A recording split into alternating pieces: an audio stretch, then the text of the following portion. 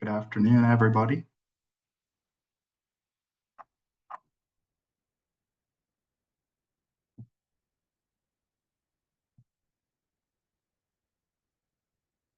Thank you all for joining us today. As you come in, feel free to drop in the chat where you're calling in from or which community you represent.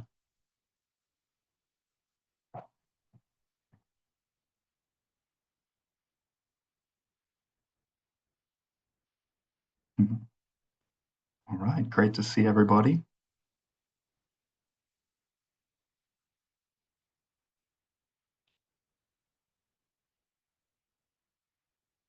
Thank you all for joining us. Just having more attendees roll in here.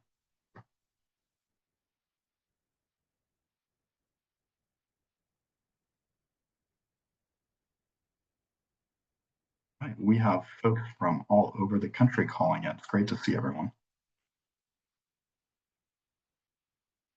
Well, I'm going to go ahead and get us kicked off.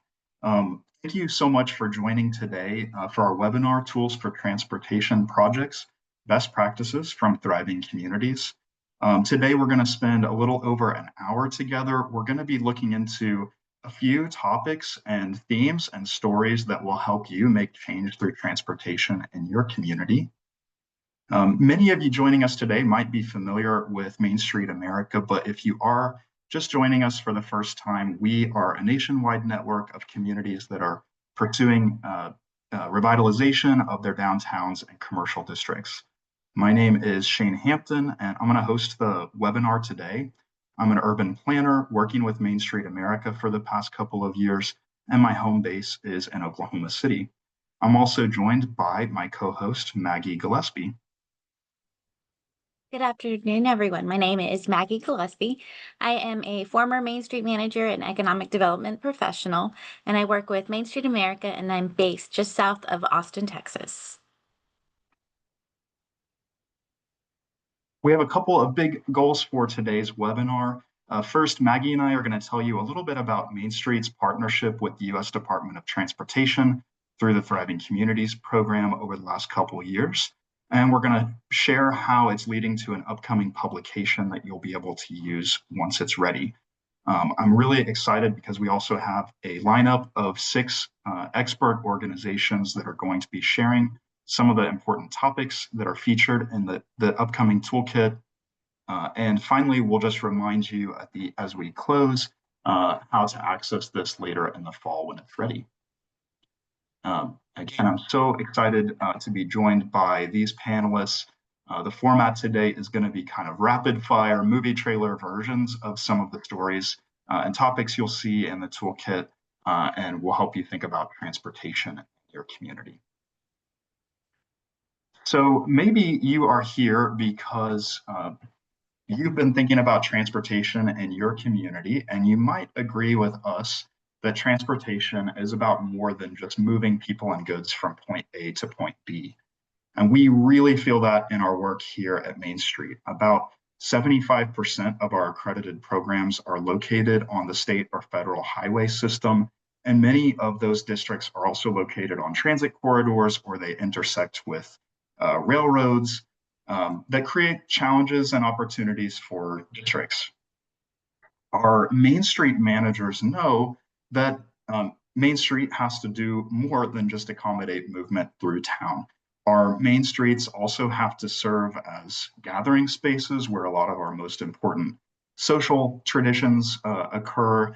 They have to be a platform that helps our small businesses thrive. They are often the place where some of our most important cultural or historical assets are located and need to be preserved. And a lot of times when it comes to transportation, Main Street is where many different types of transportation come together and can sometimes create challenging or complex environments for both traffic and for safety. A recent Main Street America survey showed that about 60% of our network is engaged in decisions about infrastructure in their town, and about 16% want to be more involved in those kinds of things. And that really reinforced to Main Street why transportation is so critical to what we're doing here and why we wanted to develop more capacity on this topic. A couple of years ago, the US Department of Transportation awarded us with a $5.9 million award to carry out capacity building and technical assistance for a cohort of 20 communities. The US DOT selected these 20 very diverse communities from all over the country that represent both towns and counties, as well as federally recognized tribes. They are all, sharing some things in common, but they're also all very different from each other. They each came with their own goals and objectives for participating, uh, and it was exciting to see how they could use the program. Main Street also put together a team of 6 additional organizations that could bring expertise to our team, and we were able to deploy these organizations as needed across our network of 20 towns. When we first started working with TCP communities, we needed to get to know them and what they were trying to get out of the program. They told us that they were challenged by aging and poorly maintained infrastructure that was creating challenges with connectivity in their town, but also for safety and for supporting multiple modes of transportation. But they were not just seeking to improve movement in their town, they really saw pursuit of transportation investments as something that could help them with their vision for quality of life in their community, for economic growth, even for driving tourism and incorporating a sense of place for their community. As we worked, we really realized that pursuing big transformative investments in infrastructure is really hard no matter where you're at. But there are some particular challenges that are special to rural and tribal places. They may have smaller staffs and less capacity to carry out several projects at once. They may be located further away from this suite of professional services that's sometimes required in transportation planning. And they might be in an economic hardship that makes it harder to pay for a match for grants or to find funding opportunities. So once we got to know our 20 communities, we were able to tailor a 2-year approach that could help advance some of their goals. And we'll share a few highlights of that today. Yeah, just as Main Street communities determine their transformation strategies, we also wanted to start our process with market research and community engagement. So, all of this involved pre surveys, information gathering, and the team visiting each of these communities in order for us to determine how we could build capacity, provide visioning support, and individualized technical assistance. The site visits themselves brought the original letter of intent to life. Yep, go back one.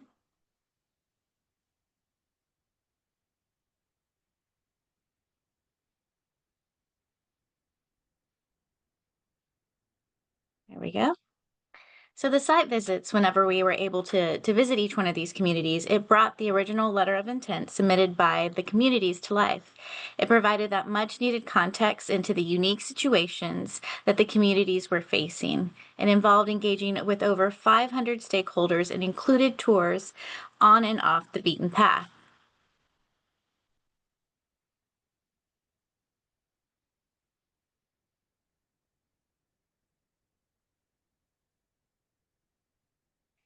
The community of practice was an extremely important component of the shared learning experience.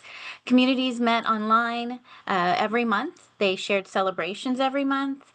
They shared any leads on grants that they had heard about. And sometimes they even shared components of award winning grant applications with one another. And they had the opportunity to learn from transportation related webinars led by our technical assistance partners and from each other with in person convenings in Washington, D.C.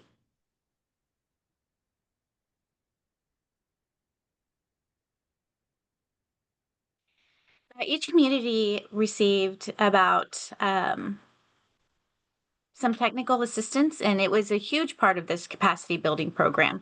They received over 13,000 hours of analysis and recommendations from our expert partners, and it was specific to each of the community's needs. Now, you're going to hear a little bit more about these curated technical assistance highlights in just a moment, but before you do, I'd like to ask, what would you do with a $90,000 subgrant? How could you transform that in your community? to build capacity.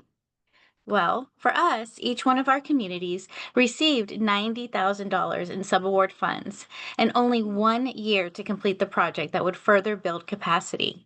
We had everything from staff support to feasibility studies, active transportation plans to asphalt ground murals, trail, and even transit fare support. Now, even though it was just $90,000, what we're seeing now is that the funding amount has helped build momentum around transportation needs in each of these communities.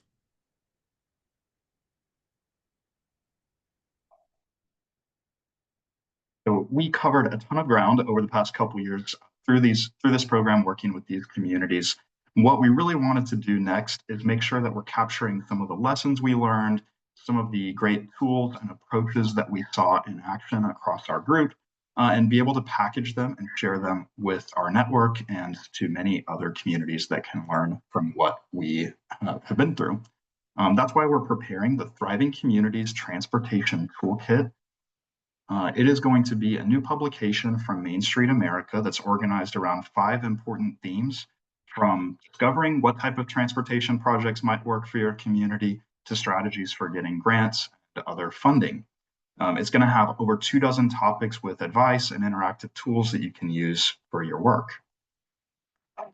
Today, we are going to hear a quick sample of those topics with some great stories from some of our PCP towns and tribes. It is going to be a pretty quick webinar, but it is going to be recorded and the slides will be available after it's over.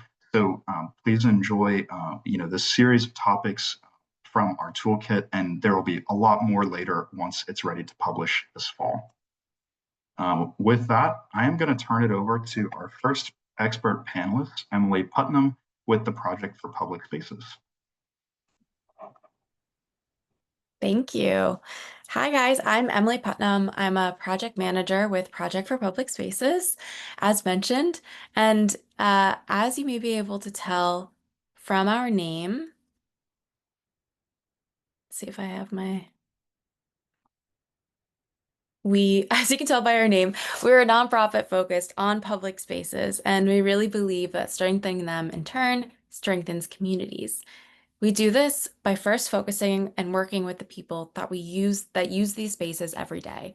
We're hired by municipalities, manage our own grants program, and offer trainings and conferences. But in all of our work, we seek to build the capacity of our partners and equip them with our strategies and knowledge for the long term. So, as I mentioned, we focus on people first. We see placemaking as a community-based process of visioning, experimentation, and care to change the way people use and experience a public space. One of the communities we have the privilege of working with through the Thriving Communities program is McAlester, Oklahoma. McAlester is a city of 18,000 residents in eastern Oklahoma and located in the Choctaw Nation. McAlester has a vibrant downtown with active retail, dining, and offices, and they also have a second historical Main Street district called Old Town, and this is the original site of McAlester and the focus of Project for Public Spaces work in McAlester. Old Town is a very historical district that brings visitors attracted to this unique character, antique shops, murals, and statues, and historic buildings and these beautiful sandstone sidewalks. Old Town also features the Jefferson Highway, and this is part of a 2,300-mile route between Winnipeg and New Orleans. A major part of our work was seeing how we can better connect these two districts, these two downtowns, and enhance the experience in Old Town. One way we like to do this is to select a focus site through asset mapping, or as we like to call it, the power of 10, where we see triangulation when people are co-located and synergy between destinations. We asked McAlester stakeholders to take a look at a big blown-up map of Old Town and identify 5 places that are existing great places with green dots or stickers, and another 5 in orange that have great potential. It's really helpful to see these spaces on a map because we can see where activity is already naturally occurring and clustering. It's going to be a lot easier to start by enhancing places that are already near where people and foot traffic are than trying to get them to come to a further out location for one developing place. Then we can leverage the success and kind of work outwards. So this was the map, our final version after we talked with our McAllister stakeholders. And you can see where we have some things congregated around this intersection here. And that's where we kind of went into a little bit more work. So here are some more sites that the stakeholders identified. We have an historic courthouse, a pocket park, and a site that hosts markets next to antique shops. With so many places to choose from, we worked with the map and the stakeholders and looking at that intersection to kind of select 3 more places to look at closely. And this includes an antique shop, an adjacent lot, and 2 corners with really cute old gas station buildings with real pumps that I was really stunned to see. They're so cool. We held a stakeholder workshop that really focused on evaluating these sites based on 4 qualities that we say make up a great place. These being sociability, uses and activities, comfort and image, and access and linkages. We split up the groups in our workshop with a group assessing each site. They each got a different site. And they rated each place based on those 4 qualities and then dove into open-ended questions to further our brainstorming and think about both long-term and short-term enhancements. And one of the things that is really important in this exercise is that we bring our groups to the sites that they are evaluating. Even when, you're someone that is from that community, being in the space and having these questions and looking around thinking of these questions, you really notice things that you wouldn't have noticed before in just your memory thinking about it. And you can see we're rating things on attractiveness, are there places to sit, visibility from a distance. A lot of the ones that I have for this specific group were about connectivity. So is it visible from a distance? What's the clarity of signage and information? What can we see in terms of busyness, but also see in terms of community events? Is it clear when these things are happening? Um, and then also making sure, do the users reflect the diversity of the overall community? And if not, we can think about who's missing and how we can make sure that we're creating a place for everyone. So after this, we really ask participants to think about how these sites connect or can connect with other local destinations. After hearing from everyone and working through our findings, we can come up with ideas like turning this gas station with a popular mural into a gathering space that allows for lingering and perhaps eating food from a local food truck. An idea we were able to act on right away came up with the Jefferson Highway, right at the intersection where those gas stations are located. You can take a quick look at the overview here.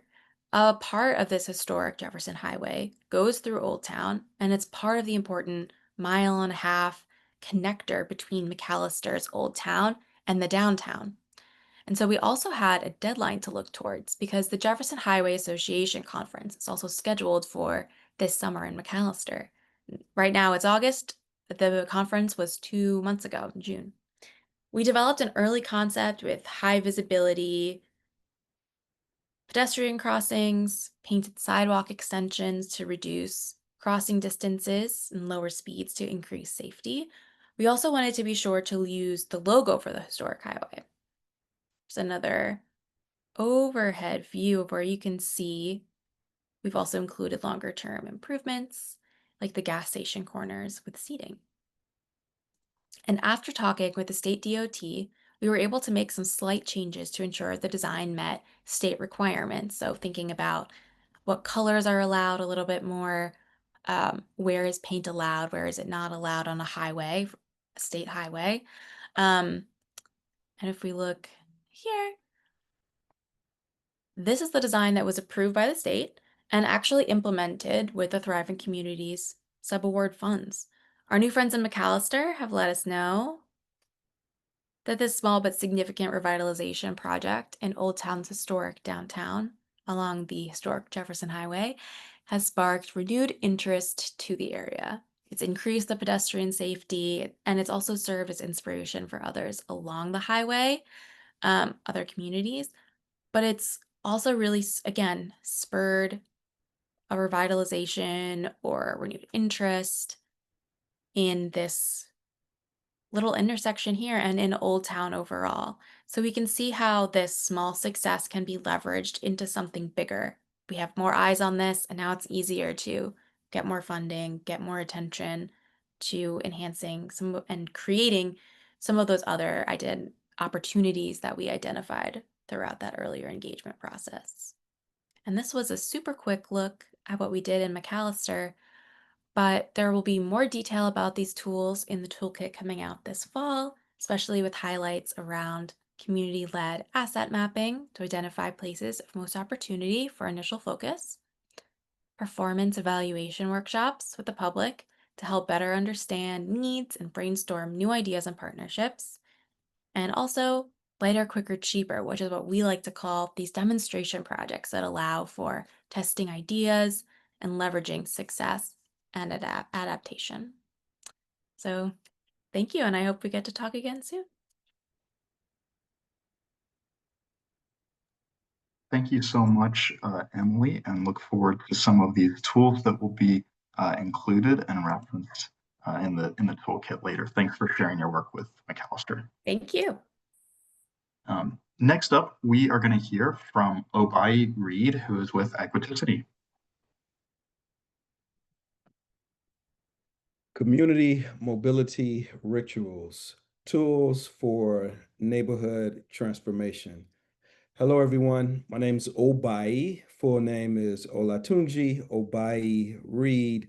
I am the founding president and CEO of the Equiticity Racial Equity Movement.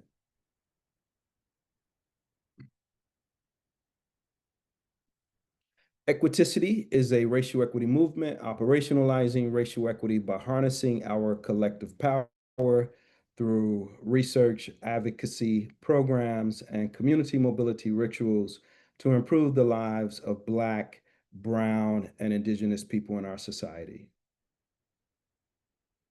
Community mobility rituals help create community ownership of the transportation planning process and socialize people around infrastructure and development in neighborhoods. CMRs are mobility events that become normalized and ritualized at the neighborhood level. Equiticity hosts 5 types of CMRs: community bicycle rides, neighborhood walking tours, public transit excursions, group scooter rolls, and open streets festivals. These mobility events are referred to as rituals because they have 8 elements in common, which help them become ritualistic and normalized in neighborhoods.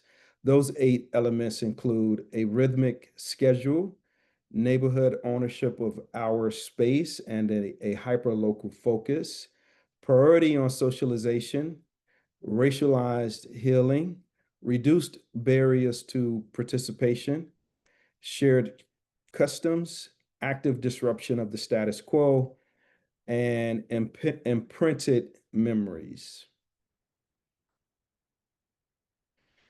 The one example of our CMR's work with this USDOT Thriving Communities program cohort included what we titled Rolling Thunder, Exploring the Beauty of York. This was a community bicycle ride in York, Alabama, covering about 6 miles round trip. We hosted this CMR on Veterans Day, which created a lot of energy at the event, and it was hosted in partnership with also 2 other concurrent events that were happening at the same time in the same place. One was focused on STEM, and one was focused on a bike giveaway event. This CMR has a ride title to help people understand what the purpose of the ride is. And throughout the ride, we use the title as a theme around various storytelling that we want to focus on. We had 8 narrated stops, including City Hall, Hill Hospital, Coleman Center for the Arts, Cherokee Park, York Park, Sumter High School, a mural on Broad Street, and also a mural on 2nd Avenue. The CMR focused on socializing people around infrastructure, developments, and assets in York, Alabama. This event also included a pop-up feedback board from Project for Public Spaces to help ensure residents of York are informing the decision-making that the city is considering for its infrastructure and development. Our comprehensive planning process included creating a planning team made up of partners in York and also other partners across the U.S., including Project for Public Places, USDOT, and Main Street America. We had regular planning meetings with a regular meeting cadence. We established a planning document to establish our planning process, manage our tasks, and track our progress. We also established a squad ride management team to manage the ride for safety and enjoyment.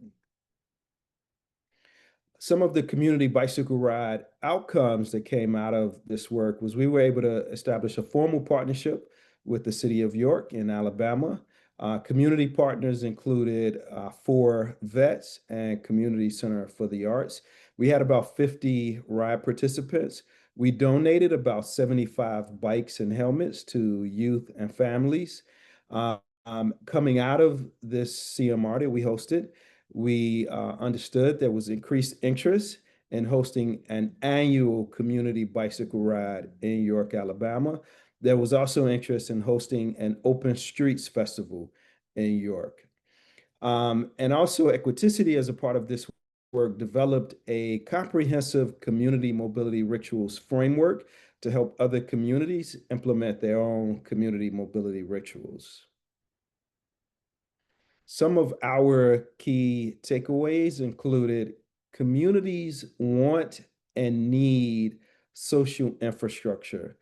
So what we describe social infrastructure as the work to socialize people around physical infrastructure. That could be community mobility rituals, community advisory councils, any opportunity there is to help people at the neighborhood level experience the physical infrastructure that exists in neighborhoods and explore together how we can make those improvements. That's the type of infrastructure that we want to see paired with physical infrastructure.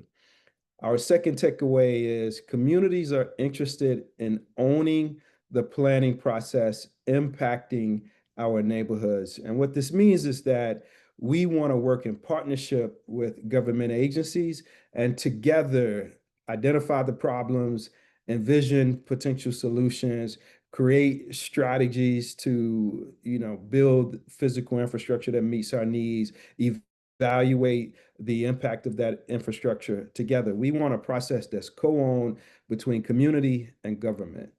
And the third takeaway we gleaned from our work together is the demand for active transportation must be generated in neighborhoods. We're more confident of active transportation infrastructure being transformative at the neighborhood level when the demand for that infrastructure is coming from our neighborhoods and not from government agencies. We want that demand to be there in government agencies. However, we want the push to bring this new infrastructure to our neighborhoods to be centered in the neighborhoods we want to serve. Thank you, everyone. Again, my name is Olatunji Obayi-Reed. I am the president and CEO of the Equiticity Racial Equity Movement. In case I could be of any assistance to you all, here's my contact information. Thank you. Thank you so much, Obayi. One thing we saw over and over again in Thriving Communities was the importance of including residents and their expertise in understanding transportation opportunities that they saw. And your model is such a great way to do that in a fun and approachable way. We love seeing it in York and other communities. The team at Equiticity has developed a really comprehensive guide that could help you, run your own community mobility ritual in your community. And that's part of the information that'll be available in our toolkit. Thank you, Shane. And next up, we have the National Association of Development Organizations and Brett Alton. Thanks, Shane. Hey, everyone. Good afternoon. Happy to be joining you this afternoon. My name is Brett Alfman, and I'm an Associate Director with the National Association of Development Organizations. Our organization is located in Washington, D.C., but I'm joining you today from beautiful Marietta, Ohio, located in southeastern Appalachian, Ohio. And I'm going to talk to you a little bit today about our work around partnerships and leveraging those partnerships in project development for future success. A quick word about NATO. Our organization is a membership organization representing a network of over 400 multi-jurisdictional, multi-county planning organizations, typically representing rural and small metro areas of the US. And these organizations find themselves most often working in the spaces of community development and economic development, and maybe most importantly for the purposes of today's conversation, transportation and rural transportation planning. So as we entered the Thriving Communities cohort, one of the key concepts in developing successful transportation projects, and really any project, is building and maintaining a strong network of partners who can support your effort. Across our TCP cohort, we spent time in this concept and developed a simple tool that will be helpful with this, which will be part of the overall tool set that Shane was describing earlier. And for the purposes of my brief presentation today, we'll be sharing the work undertaken with our friends of the Shoalwater Bay Indian Tribe as an example. So it's probably not a surprise to anyone, but having engaged and committed partners is critical to the development of an idea from a concept to a project. And these partners are important to this process long before any grant opportunities are identified, and certainly before any grant applications are being completed. And as we're working through this partnership topic, and as you can see in this picture during one of our convenings during a site visit, we would ask partners to think about these questions. So things like, who represents the demand and the need for your project? How are those demanding your project engaged in the development of your project effort? Who will provide the services and the outcomes that will be provided by your project when it's ultimately completed? And maybe most importantly, who in your organization holds these important relationships? And what happens if that person leaves or something else happens inside of your organization? For the folks at Shoalwater Bay, it was really important for us to do our small part to ensure that they were actively engaged with other entities and organizations, specifically in the transportation planning universe, that could support and further their very ambitious project goals, which I'll talk about here in a second. This included engaging folks from regional planning organizations who are developing local transportation projects and programs, all the way to state DOT planning officials and many others. A quick intro on the project that our friends at the Shoalwater Bay are undertaking. So the Shoalwater Bay Indian Tribe is located in coastal Washington in the community of Tokeland, and they're working very hard to minimize climate impacts on tribal lands and facilities there. And their goal is to relocate a lot of their critical infrastructure and future developments from kind of lowland coastal areas to adjacent upland areas near their existing communities. And tsunami impacts are really the most immediate and dangerous threat to the tribal areas and communities that they're working to mitigate. Just a quick little map here. So this is the coastal area of Tokeland. This is the existing community location, including the tribal areas and the community of Tokeland. And this is the adjacent upland area where they're working to develop concepts and projects around moving some of their most critical infrastructure and community developments there. And this is just kind of a real general map. This is, as you can imagine, this ambitious and important project is going to require many partners to undertake over the next many years.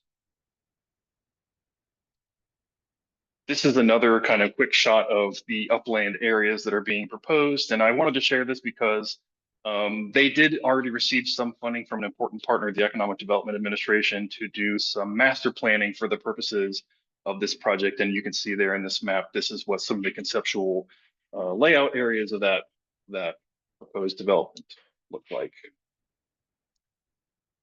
When we would go into the communities, we would work through a exercise we've been working on in partnership with RCAC and others that's really focused on a modified version of the WealthWorks approach to wealth creation, if you're familiar with what that is. And that helps us frame up the conversations for these partnership concepts. And it puts the contributions that partners can bring to a project into terms that are just beyond dollars and cents, and focuses on a collection of 8 additional forms of wealth. So the framework encourages participants to think more deeply about the needs of the various stakeholders, who can address those needs, and how those needs and resources can converge to create a strong and fundable project and a project funding application. And this is where I'm kind of joking, I'm saying in all caps here, right? Your project needs more than just matching funds. And I know a lot of us, when we're working on these projects, that's the kind of the critical point, because most projects can't go forward without that. But our point here is to get beyond thinking about who can contribute match to our project. This exercise in the picture there on the screen shows kind of the result of this small group exercise that we did. It teaches participants how to recognize and categorize the partners and their roles within the potential project. So this helps create an environment of realistic expectations, which is critical, and improved interactions between parties. So in the end, hopefully these partnerships can lead to connections to other networks, other funding ecosystems, and other resources that will be impactful on the current project and provide opportunities for future collaborations and funding opportunities. And I will note here on the screen, you see in the blue, there is a partner mapping template that we've developed that will be part of the larger toolkit that Shane was describing, that will help you step through kind of a categorized process of writing down and memorializing some of these contributions to your project as you're going through this development process. And so the key takeaways, and I think these are things that we can all understand, that we can take away from this, is that understand the demand is to understand who is missing, right? So being able to quantify the demand for your project and having the voice of those expressing that demand as part of your project development is critical, and don't undercook that. Second, as silly as it may seem, write it down. Keep a record of who these partners are. What are their interests? What needs do they have? What questions do they have? What concerns do they have? And what potential benefits do they yield into your project? And then what roles can they play inside your project? And finally, keep it going. Share the information about partners inside your organization. As I said earlier, real briefly, things happen. Enable and empower your staff and others in your organizations to hold on to these relationships and maintain them, and be able to step into a coordinating role should the sudden need arise inside of your project. So I thank you for your short time today. I put my contact information there at the bottom, and I'm happy to speak to anybody else after this webinar about our work around partnerships, and look forward to seeing your projects succeed in the future. Thank you. Thank you so much, Brett, for sharing a little bit about partnerships and the story of the Shoalwater Bay Tribe. Partnerships, of course, are important, and Main Street America is very familiar with that. But I think in particular with transportation projects, it is really essential and allows smaller scale organizations to really achieve more than they could on their own. And we learned so much from you and from working with the Shoalwater Bay Tribe about how to effectively manage partnership. Next up, we will hear from CTL Engineering and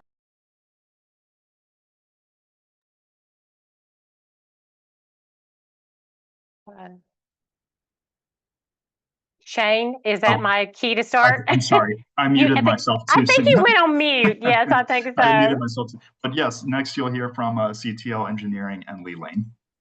Thank you, Shane. I am the Transportation Planning Director for CTL Engineering, and I'm very excited to be a part of this webinar introducing the toolkit. I'm going to talk to you about laying the foundation for success, demystifying working with transportation agencies, and securing funding. Okay, so I wanted to recognize our team. We had a lot of people that contributed to the technical assistance. We worked with the majority of the 20 communities. Some had more time than others, but it was a great deal of fun. And I really want to give a shout out for Douglas Parker, who was a key staff that managed the kind of day-to-day management for all the technical assistance activities. So the technical assistance that we provided ranged throughout these 10 key topic areas.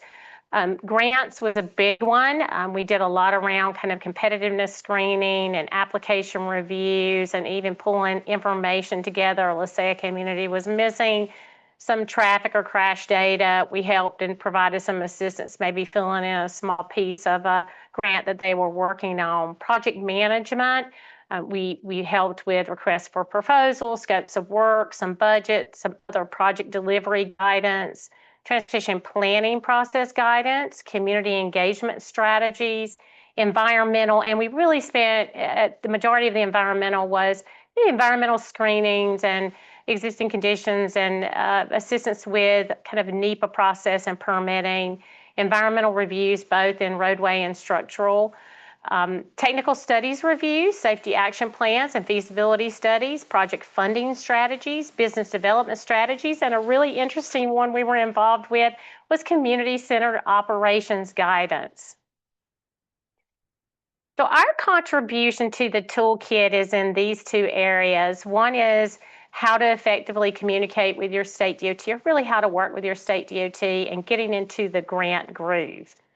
So the first one, effectively communicating with your state DOT, we centered this around 5 key principles. Understanding differences describes roles and responsibilities of local, regional, and state agencies and their unique differences, including jurisdictional authorities. And understanding these differences assists with effective communication. Understanding the basics discusses differences between metropolitan planning organizations, rural or regional transportation planning organizations, and state DOTs, including their decision-making process, which are all unique given the different jurisdictional responsibilities. Doing your homework discusses understanding how different jurisdictional authorities prioritize projects, including critical data needed to inform the prioritization process, such as traffic data, crashes, community visions, and we also talk about tools that can help collect this type of information in the toolkit. The toolkit reviews the 6 stages of transportation project life cycle under the topics of policy and planning, which includes visioning and long-range planning, project design, which includes preliminary design, environmental review process and permitting, as well as final design, and then finally implementation, which discusses construction and operations and maintenance. Defining the problem, not the solution, is probably the most important principle that I can stress with communicating effectively or working effectively with your state DOT. This really, by focusing on the problem, it creates and initiates a collaborative relationship with your state DOT. This includes a focus on community visioning as well as a clear and concise problem statement that is backed up with data to support the need for the project. Partnerships can be formal or informal, formed with public or private entities, offer financial or in-kind resources to help develop or further a vision, create a forum of stakeholder cooperation, or provide decision-making authority. The toolkit provides a list of potential organizations with whom you could partner. We'll get to the next slide. So our example here is of South College Street Bridge in Cedartown, Georgia. It was such a pleasure to work with Cedartown. There's such a great group of folks, and they had this bridge that was built in 1910, and it was the most structurally deficient in the county and had a high priority replacement to the Georgia DOT. The community had resisted replacement due to historic and iconic nature of the bridge, which is a contributing element to a historic district, and it also includes the Silver Comet Trail located underneath the bridge. Note the cobblestone surface, and this bridge hosted their annual Christmas ornaments. The lack of understanding of DOT processes led the city to assume that a new bridge could not retain historic characteristics. Therefore, they had resisted the opportunity to have it replaced. So working here is principle 2, a lack of understanding the basics, and principle 4, which was how to really articulate the problem. Both of these were at play, and the city didn't understand really how to explain the issue to Georgia DOT. That they needed it to be replaced in a manner that preserved the historic character and address the community desires. And so the technical assistance provided really zeroed in on how can you replace this bridge in a way that preserves these wonderful historic elements. So our team looked at reviewed the bridge inspection report, and our historic and cultural resource specialists provided them case examples of how the bridge could use historic elements to preserve the integrity of the bridge. And not at a great expense, but something that Georgia DOT could really work with. And this helped the city articulate their specific problem and how to ask for the preservation elements. The ultimate result with the technical assistance is that the city is in negotiations with Georgia DOT to replace the bridge in a manner that maximizes the preservation of the historic characteristics of the old bridge and commemorates it. So the next topic that we contributed to the toolkit is getting into the grant groove.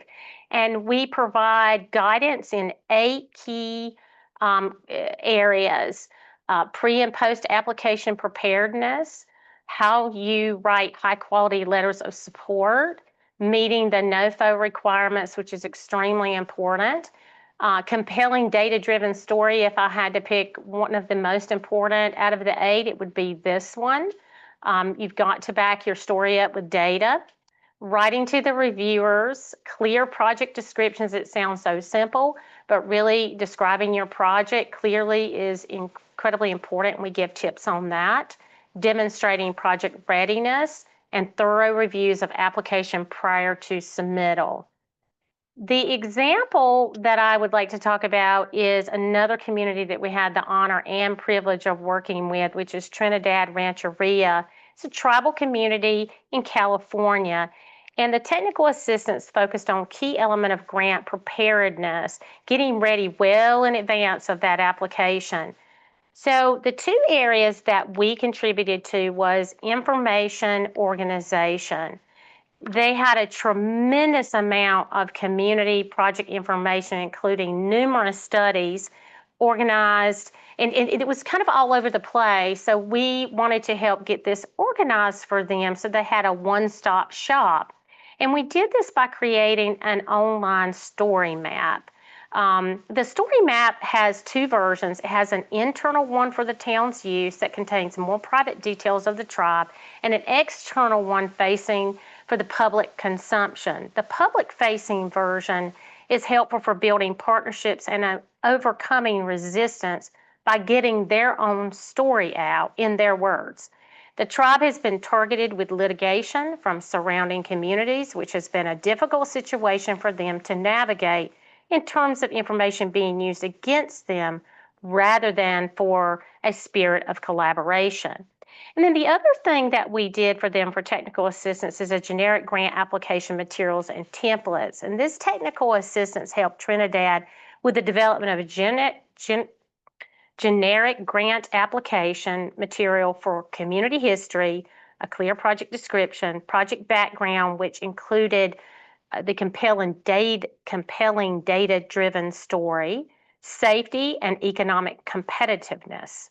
The material was provided in 3 sizes: a full, short, and concise, to meet the typical range of page limits for funding applications, and the material can be quickly customized to fit specific funding application criteria. And really the takeaway from Trinidad was really getting them organized so that they weren't scrambling at the last minute, and they had a repository that they could go and lift that information out to go after whatever grant they came across.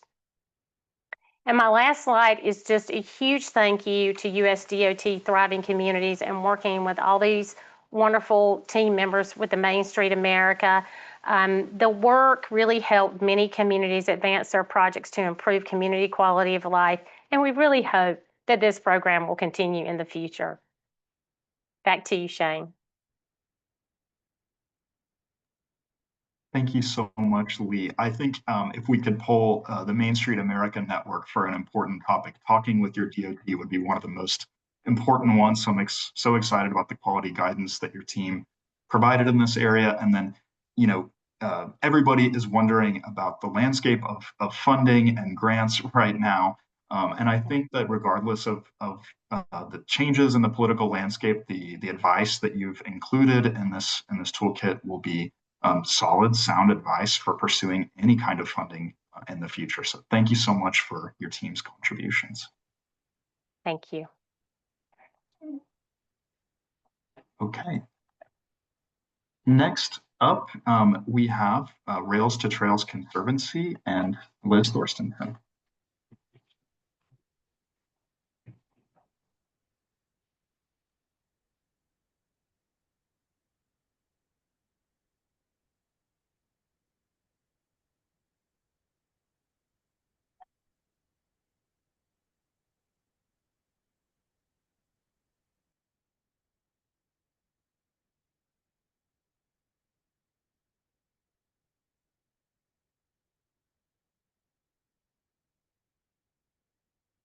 Can you see and hear me okay? I can hear you, yes. But can you see me, Shane? Let me double check. Hold on. No. I can't see you yet. No. When you gave me control, it took away my controls of my camera and yeah. Maybe Okay. turn your camera on and then we'll give you back control. Okay. All right. Thank you so much. Sorry about that. You're Hi everyone. I'm Liz Thorstenson, Vice President of Trail Development at Rails to Trails Conservancy. Today I'm going to talk to you about how Johnson County, Tennessee turned disaster into opportunity by leveraging Hurricane Helene's aftermath to strengthen the benefits of their regional trail connectivity vision. And this is really a story about planning, flexibility, and collaboration.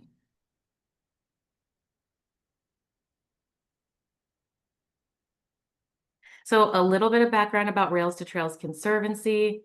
We are building a nation connected by trails, reimagining public spaces for safe walking, biking, and outdoor activity. We opened our doors in 1986, and we have supported the creation of tens of thousands of miles of rail trails and other multi-use trails across the country.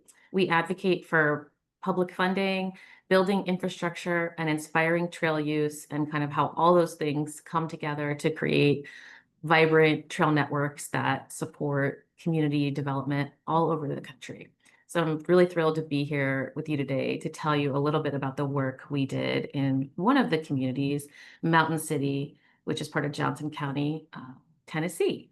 So Mountain City is a small town of about 2,500 residents. This is one of the maps that we worked on as part of this project. So you can see the topography there. It's a very mountainous area. It's a really beautiful location. It's got stunning outdoor amenities, landscapes. It's known for its world-renowned music history, and it was a member of the Thriving Communities cohort. They've really, for well over 20 years, they've recognized the importance of having trails in their community and in their county. And they've done a lot of work around that. And they continued to have a really strong vision. And that vision was part of their aspirations for being part of the Thriving Communities program. So this is really a story about a vision for regional impact. Johnson County and Mountain City have a county-wide trail development vision that was really spearheaded by their trails group, which I'll talk about in a few minutes.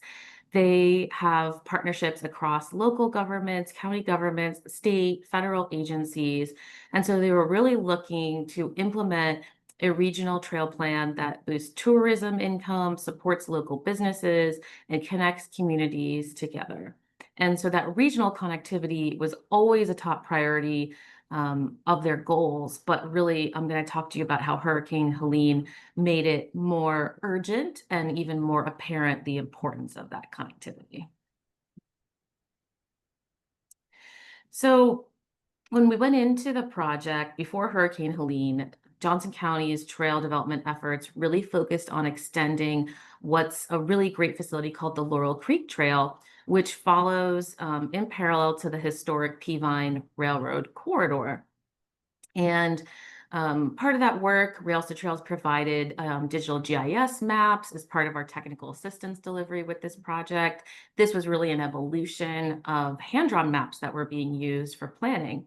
We also started to do research on the Peavine corridor to see about the opportunities to extend the Laurel Creek Trail.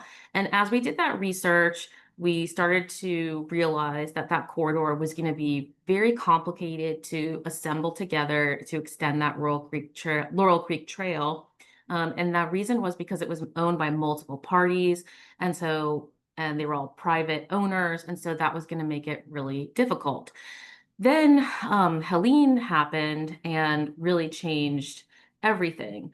If you're not familiar with the Virginia Creek Trail, I'll tell you a little bit about it. And the reason I'm telling you about it is large parts of it were actually destroyed during Helene. And I'll tell you about why that's important to Mountain City. So the Virginia Creeper Trail is one of the most successful rail trails in the region. I mean, if not the country. It stretches 34 miles from Abington, Virginia, to Damascus, Virginia. It's a major driver of tourism and economic development in the region and attracts hundreds of thousands of visitors annually. And if you know Damascus and Abington, those two towns, they're really known as trail towns.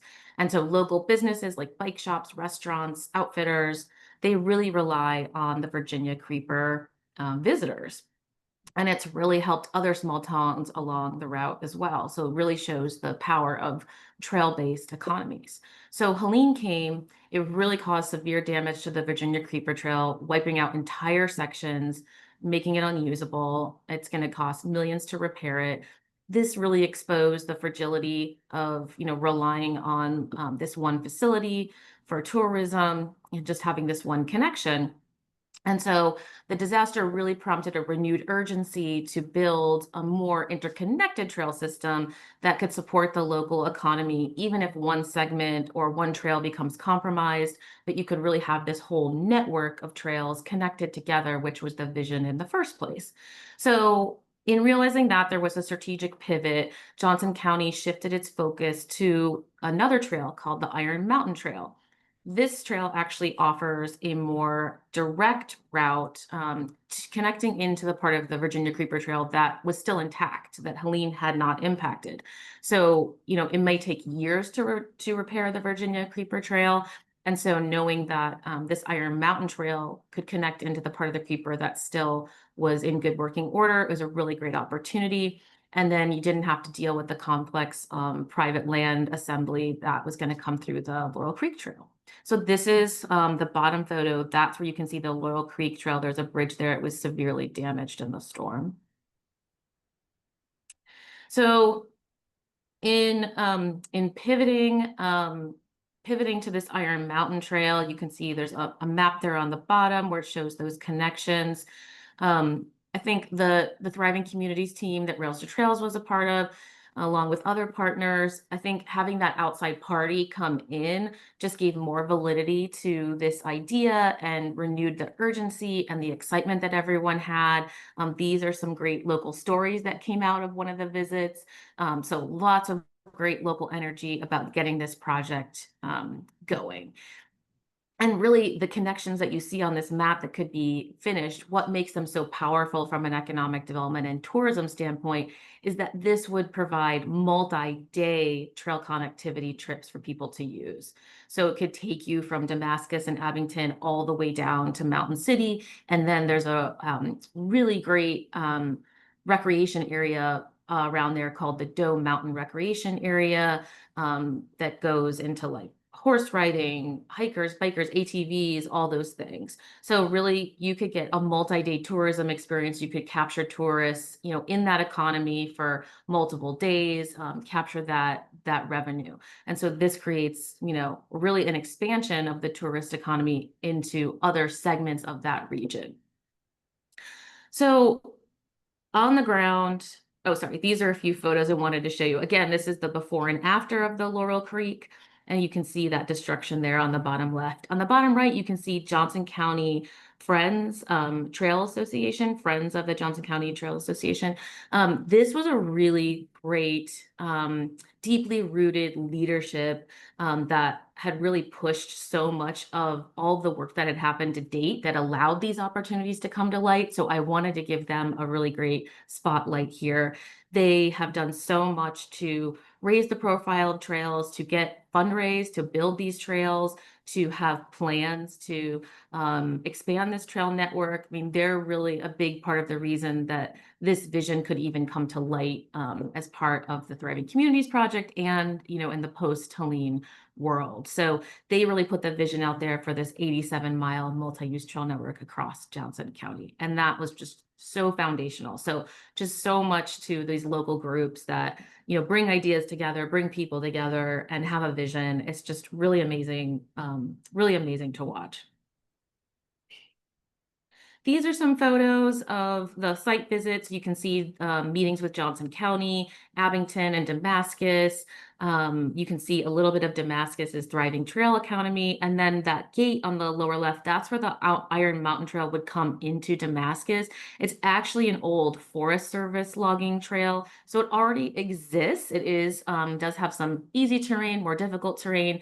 It will require more collaboration with National Forest Service, but certainly I think Thriving Communities and what happened after Helene like reopened up this conversation, and we hope that that's going to continue so that this connection can be made. In conclusion, I think some of the key takeaways we wanted to talk about, like I mentioned, the Trails group that had this really rich plan that then enabled the county to have a rich plan, having that already done and that vision already out there really allowed for this pivot to happen quickly. And even I would say just for the community seeking, you know, to seek out the Thriving Community Assistance, you know, already having that plan means you can take all those steps so much more quickly. Staying flexible, knowing that in the post-Helene world, you know, you might not be able to do the project you wanted, but looking really creatively for what the disaster may sometimes offer you in the way of a catalyst for innovation or broader impact, or just taking a different look at what you need to do. I think that was so important. And then the collaboration, really that this project gave an opportunity for regional partners to build momentum and support those great press coverage that was there from the visit. Again, just gave so much, I think, validity and energy to bringing everyone together. So I think it's really important to think regionally, even though this was a county, Johnson County had applied for the Thriving Communities Assistance, really to maximize the benefits, you know, they were going to have to go into another county, part of another state. And so I think, you know, looking across your partners across jurisdictional lines and making those partnerships, whether it's with the federal government or your neighboring county or neighboring state, are just really, really important. That's all I have for today. I just want to thank Shane, Maggie, Main Street America, the USDOT Thriving Communities team, and of course, Mountain City and Johnson County and all the great communities that were part of this cohort. We're privileged to be part of it, and excited to have the toolkit come out. So thank you so much. Thank you so much, Liz. I think almost all of our communities were interested in outdoor recreation and trails. So it's so great to have Rails to Trails and your expertise on our team. And then I have to highlight this plan. Over and over, you know, I always hear we're tired of the plans sitting on the shelf. And this program really made me realize the value of having some plans sitting on the shelf ready to go. And your story really illustrates that well. So thanks so much, Liz. Thank you. Next up is our last expert presentation from the Rural Community Assistance Corporation. So I'm going to have V and Carissa join us. And Carissa, I'm going to assign the controls over to you. Thank you, Shane. Hi, good afternoon, good morning, everyone, wherever you're joining in from. Thanks for joining today. My name is V, or full name Verna Allag. I'm one of the Community Economic Development Consultants with RCAC, or Rural Community Assistance Corporation. I'm based in San Francisco and joined by my colleague, Carissa. Hi everyone, I'm Carissa Patron-Maikuri. I'm an Economic Recovery Corps Fellow working alongside our RCAC NV, and I am based in Sacramento, California. And Chris and I worked with our colleague Amy Williams under the lead of Carol Cohen on these projects. We worked with Shoalwater Bay Indian Tribe in Mineral County. And we are with Rural Community Assistance Partnership. We are within their network. And so there's a partnership of 7 technical assistance organizations. And as you can see on the map, we have different regions across the US. And we provide assistance with economic development, water, wastewater, and solid waste. And with RCAC, we are focused on the western part of the US, so 13 Western states, and we provide service to rural and indigenous communities with environmental, housing, lending. And our team is within the Building Rural Economies Department, and we focus on sustainable communities, entrepreneurial ecosystems, and business support. And so a couple of our tools that we're going to be representing today is Respectful Engagement Tribe for the tribes. And we developed this in partnership with NATO, and Chris originally developed this for Shoalwater Bay Indian Tribe, but we've adapted it for use by technical assistance providers working with any tribal community. And it's meant to encourage learning and mindful consideration so that we slow down, listen, and really understand the history and priorities before acting. It also centers the importance of sovereignty, recognizing that tribes are sovereign governments and ensuring partnerships happen on their terms. And finally, it includes resources for capacity building so people can keep learning and building stronger long-term partnerships. And the goal for this guide is not to be for a step-by-step guide and to provide all the answers, but to give us a foundation for respectful long-term relationship building. And this guide includes key practices that we can adapt to different contexts. And we first begin to understand the tribe's history and background because meaningful engagement depends on knowing their past.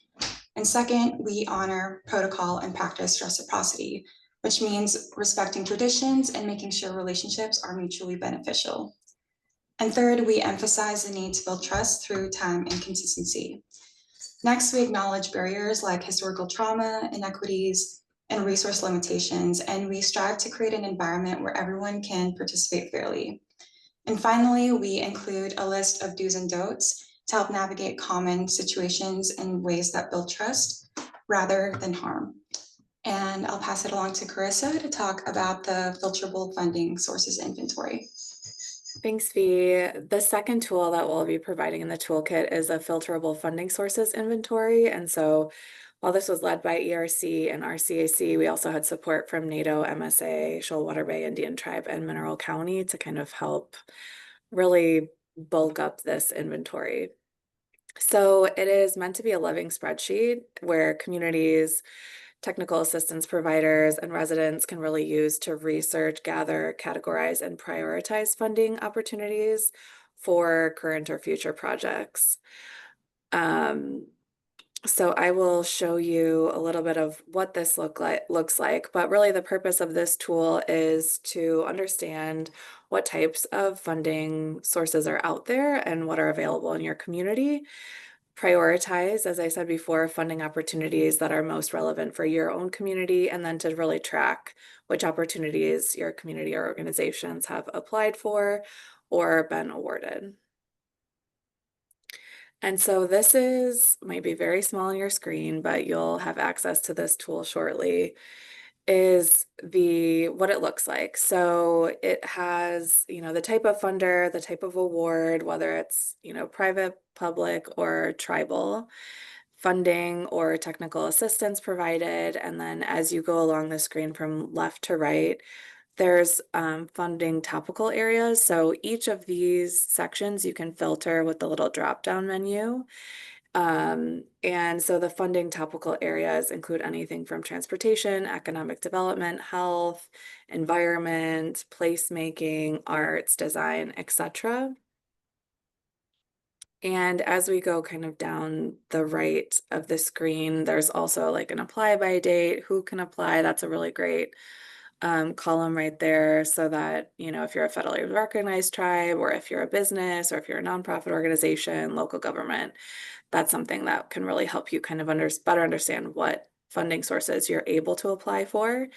And then whether or not there's match required, what the like minimum and maximum amount are, and then some notes as well. And so we'll be continuously updating this tool so that it can be, you know, updated for you all to use. And so, as I said before, you can kind of filter on each column, you know, what you're really looking for. And so, you know, we also have the funding phases, whether it's construction or implementation, or planning, engineering, or design, and or both.